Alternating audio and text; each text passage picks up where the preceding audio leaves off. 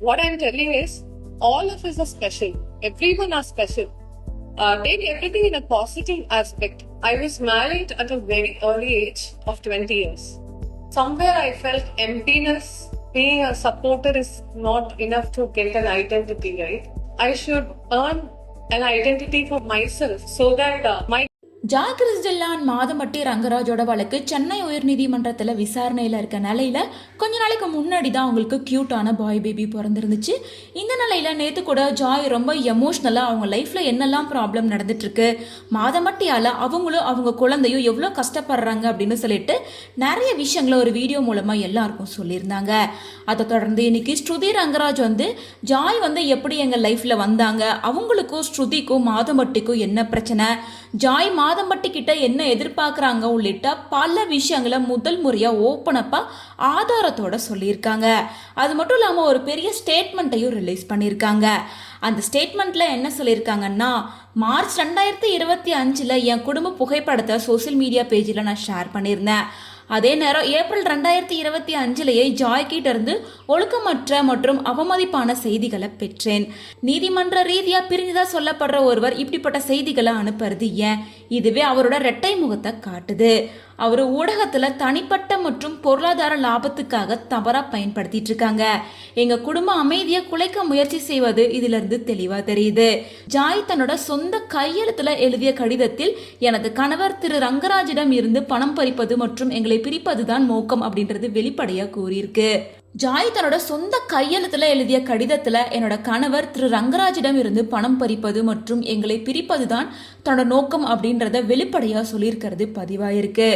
அவங்க ஊடகங்கள் அளிச்ச பேட்டியில எனக்கு பணம் வேண்டாம், வீடு வேண்டாம், யாரையும் நான் பிரிக்க விரும்பல அப்படின்னு சொல்லியிருந்தாலும் அவரோட சொந்த கையெழுத்துல உள்ள கடிதமே இதற்கு நேர்மறையா இருக்கிறத வெளிப்படுத்துது. அதுல என்ன எழுதியிருக்காங்கன்னா, என் ஹஸ்பண்ட் மாதம்பட்டி ரங்கராஜ் என் கூட எமோஷ்னலி, மென்டலி, ஃபிசிக்கலி கனெக்ட் ஆகி இருக்கணும். என் ஹஸ்பண்ட் மாதம்பட்டி ரங்கராஜ் எப்பவுமே என்ன டேட் பண்ணணும். என் ஹஸ்பண்ட் மாதம்பட்டி ரங்கராஜ் என்னோட எப்பவுமே லவ்வா இருக்கணும். என் ஹஸ்பண்ட் மாதம்பட்டி ரங்கராஜ் என்னோட ஃபினான்ஷியல் நீடை டேக் கேர் பண்ணணும். என் ஹஸ்பண்ட் மாதம்பட்டி ரங்கராஜ் எப்பவுமே என் கூட ஹாப்பியா இருக்கணும். என் ஹஸ்பண்ட் மாதம்பட்டி ரங்கராஜ் சொசைட்டி கிட்ட இவ தான் என் ஒய்ஃப் அப்படின்னு என்ன இன்ட்ரடியூஸ் பண்ணணும். என் ஹஸ்பண்ட் மாதம்பட்டி ரங்கராஜ் என் மகன் ஜேடனை டீப்பாக லவ் பண்ணணும். என் ஹஸ்பண்ட் மாதம்பட்டி ரங்கராஜ் ஒரு வீடு வாங்கணும். என் ஹஸ்பண்ட் மாதம்பட்டி ரங்கராஜ் 8 லட்ச ரூபாய் பணம் கொடுக்கணும். எனக்கு இப்போ 10 லட்ச ரூபாய் பணம் வேணும். என் மகன் ஜேடன் காமாவும் பொலைட்டாகவும் கைண்டாகவும் இருக்கணும்.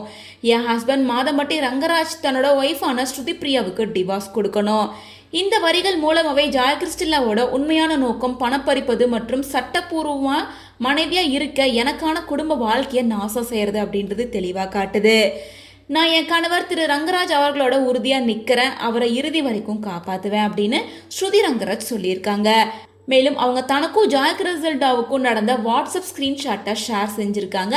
அதில் ஸ்ருதி என்ன சொல்லியிருக்காங்கன்னா, உலகத்துக்கு தெரியும் அவள் உன்னோட ஆள் இல்லை, அவர் உன்னோட காதலர் அப்படின்னு நீ கஷ்டப்பட்டு உலகத்துக்கு காட்டிக்க ஷோ ஆஃப் பண்ணுற மாதிரி அடுத்த தடவை ட்ரை பண்ண.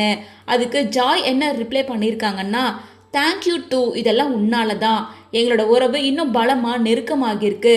சண்டை போடுறதுக்கு இடமே கிடையாது. 365 நாளில் 300 நாளும் ரொமான்ஸ் தான், காதல் தான். உன்னால் சோசியல் மீடியாவில் மட்டும்தான் ஷோ ஆஃப் பண்ண முடியும். எங்களுக்குள்ள பொறாமை அப்படின்ற கண்களுக்கு இடமே இல்லை. நீ ஒன்றை மறந்துட்ட, என் புருஷனுக்கு சந்தோஷமான இடம் நான் தான். அதாவது நான் தான் திருமதி ஜாய் ரங்கராஜ், என்னோட புருஷனோட உலகமும் நான் தான்.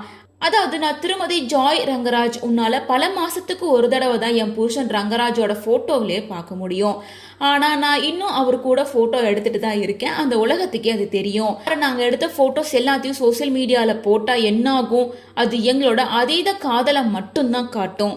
அடுத்த தடவை இதெல்லாம் முயற்சி பண்ணாத, ஏன்னா மக்களுக்கு தெரியும் திருமதி ஜாய் கிறிஸ்டல்லா யாருன்னு.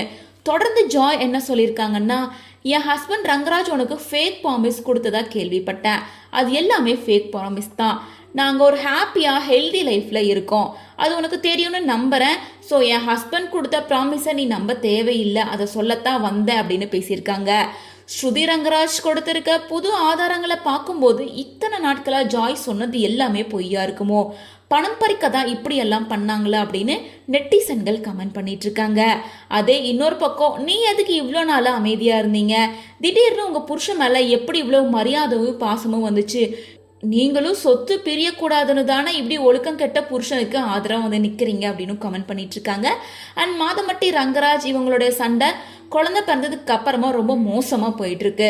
முன்னதாக இந்த குழந்தைக்கு நான் அப்பா இல்லை அப்படிங்கிற மாதிரியும் டிஎன்ஏ டெஸ்ட் எடுத்து அதில் நான் அப்பான்னு வந்தால் அந்த குழந்தையோட எல்லா தேவைகளையும் பூர்த்தி பண்ணுவேன் அப்படின்னு மாதம்பட்டி அறிக்கை வெளியிட்டிருந்தாரு. இதை தொடர்ந்து என் கூட படுக்கும்போது உனக்கு தெரியலையா, டிஎன்ஏ டெஸ்ட்டுக்கு நான் ரெடி, உண்மையிலேயே தைரியமான ஆம்பளையா இருந்தா வா அப்படின்னு நேரடியாக கேள்வி கேட்டு வீடியோ போட்டிருக்காங்க ஜாய் கிறிஸ்டல்லா.